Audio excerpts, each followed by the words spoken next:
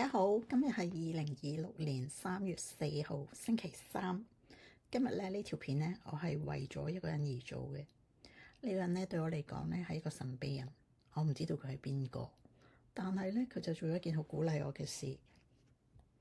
我無意中呢發現我呢一個 YouTube channel 呢，暫時都仲係得幾條片零零散散嘅時候啦，竟然啊出現咗一位訂閱者。